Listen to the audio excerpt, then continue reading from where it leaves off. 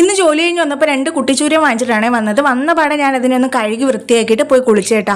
കുളിച്ചതിന് ശേഷം ഞാൻ വാഷിംഗ് മെഷീനിൽ ഇട്ടിരുന്ന തുണിയെല്ലാം പറക്കി ഉണങ്ങാനായിട്ട് വിരിച്ചു. എന്നിട്ട് നേരെ കിച്ചണിലോട്ട് കയറി. എല്ലാ തവണയും ഞാൻ ചൂര വറുത്തരച്ചാണ് വെക്കണം. ഇത്തവണ അല്ലാണ്ട് വെക്കാനുള്ള പരിപാടിയാണ്. അപ്പോൾ തേങ്ങ, 2 സ്പൂൺ മുളക് പൊടി, 1.5 സ്പൂൺ മല്ലിപ്പൊടി, കുറച്ച് മഞ്ഞൾപ്പൊടിയും വെള്ളവും കൂടി ഒഴിച്ചിട്ട് നന്നായിട്ടൊന്ന് അരച്ചെടുത്തു. എന്നിട്ട് കഴുകി വെച്ചേക്കുന്ന മീനിലോട്ട് മിക്സ് ചെയ്ത് പുളിവെള്ളവും ഉലുവാപ്പൊടിയും ഉപ്പും കൂടി ഇട്ട് കുറച്ച് തക്കാളിയും പച്ചമുളകും കൂടി അരിഞ്ഞിട്ടിട്ട് ഞാൻ മീൻ അടുപ്പത്തോട്ട് വെച്ചേട്ടാ. എന്നിട്ട് രാത്രി കഴിക്കാനായിട്ട് പാറക്കുട്ടിക്ക് അപ്പമാണ് ഉണ്ടാക്കുന്നത്. മറ്റേ അപ്പത്തിൻ്റെ പാക്കറ്റ് ഉണ്ടല്ലോ, അത് വാങ്ങിച്ചിട്ടാണ് ഞാൻ അപ്പം ഉണ്ടാക്കിയത്.